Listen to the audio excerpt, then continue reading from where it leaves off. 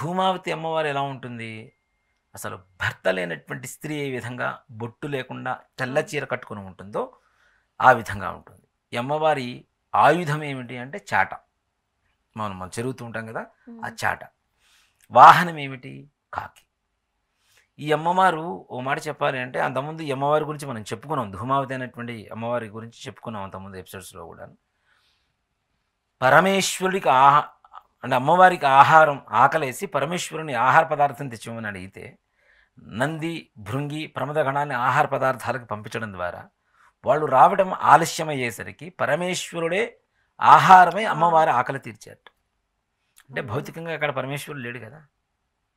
మరి పరమేశ్వరుని ఆహారంగా తీసుకునేటువంటి ఈమె ఎంత శక్తివంతమైనటువంటి అవతారం అయ్యుండాలి.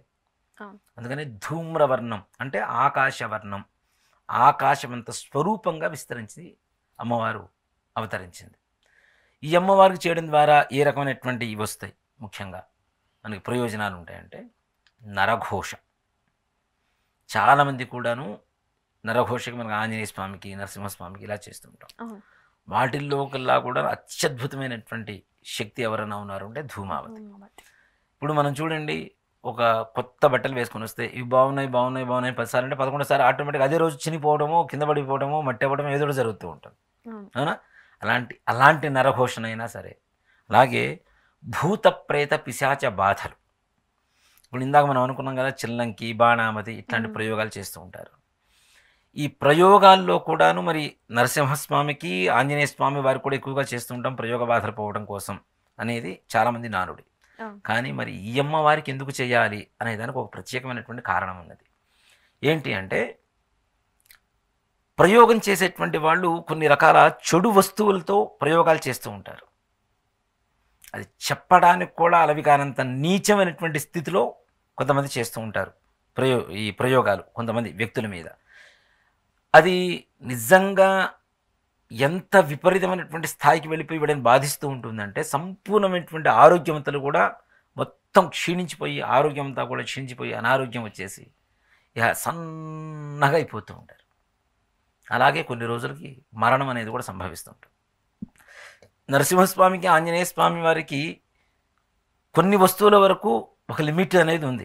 పురుష దేవతలు కదా వాళ్ళిద్దరు కూడా. అవును. అందులో ఆంజనేయ స్వామి వారు బ్రహ్మచారి.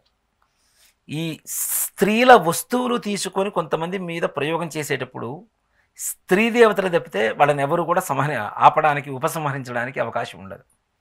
అందుకని ధూమావతి అనేటువంటి శక్తిని ఎక్కువగా స్త్రీ దేవత కాబట్టి ఈ భూత ప్రేత పిశాచ బాధలు ఏవైతే ఉంటాయో ఎవరైనా ప్రయోగ బాధలు, అలాగే మనకు తెలియకుండా ఈ దృష్టి తీసేసి 4 రోడ్ల సెంటర్లో పడేస్తూ ఉంటారు. పడేస్తా ఉంటారు. అవి దాటుతూ ఉంటాం.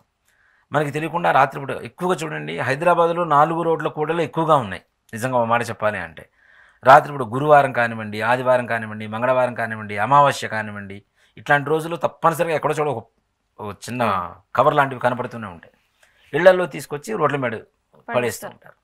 అవి దాటడం ద్వారా నిజంగా అమ్మ అంటే అవి ఉన్నాయా లేవా అనేది చాలామందికి అనుమానం ఉంది. అది దాటితే తప్పనిసరిగా మరుసటి రోజు తెల్లవారేసరికి విపరీతమైనటువంటి జ్వరంతో పడుకుంటారు వాళ్ళు. అవును. అది కూడా ఎలా ఉంటుంది అంటే ఏదో ఒక బలమైనటువంటి వ్యక్తి మన గుండెల మీదకి వచ్చి కూర్చున్నట్టు, మన కుతికి గట్టిగా పట్టుకున్నట్టు, కప్పుకున్నటువంటి ఆ బెడ్షీట్ కూడా మనం ఆ బ్లాంకెట్ కూడా మనం తీయలేనంత బలహీనమైనటువంటి స్థితికి దిగజారిపోతాం. పక్కన వ్యక్తులు పడుకొని ఉంటారు ఎవరో, అమ్మో ఎవరో ఒకరు పడుకొని ఉంటారు. వాళ్ళని మన స్పర్శతో మనం లేపుతూనే ఉంటాం. వాళ్ళని పేరుతో పిలుస్తూ లేపుతూ ఉంటాం. మన పిలుపు వాళ్ళకి వినపడదు, మన స్పర్శ వాళ్ళకి తగలదు. ఇట్లాంటి వాటి ద్వారా ఎక్కువ మంది ఫేస్ చేస్తున్నారు ఇవి. ఇలాంటి దోషాలు పోవడానికి, అలాగే ఆత్మ బాధలు అంటే గ్రహ పీడలు అని చెబుతూ ఉంటాం కదా, మనకు తెలియకుండా నిజంగా చాలామంది లేవంటారు. దేవుడు ఉంటే దయ్యం కరెక్ట్ ఉన్నాడు పక్క, చెడు ఉంటే మంచి, మంచి ఉంటే చెడు, పౌర్ణమి అమావాస్య, చీకటి వెలుగు తప్పనిసరిగా. ఆత్మలు లేవు అని చెప్తున్నటువంటి వాళ్ళే ఇప్పుడు చాలామంది ఒప్పుకొని ఆత్మలతో మాట్లాడుతున్నాం, ఆత్మలు ఉన్నాయని చెప్పి ముందుకు వస్తున్న వాళ్ళు చాలామంది ఉన్నారు. తప్పనిసరిగా ఆత్మఘోష ఉంటుంది. ఆత్మలు ఉంటాయి అంటే ఆత్మలు ఉంటాయి. ఈ ఆత్మపీడ, గ్రహపీడ అంటాం, దాన్ని గాలి పట్టడం అంటాం. ఇలాంటివన్నీ కూడాను అమ్మవారి ఉపాసన చేయడం ద్వారా, అమ్మవారి చాటలో మనం చెరుగుతూ ఉంటాం కదా, అలా చెరిగినట్టుగా ఇలాంటి బాధలన్నీ కూడా చెరిగి పక్కన పడేస్తుంది.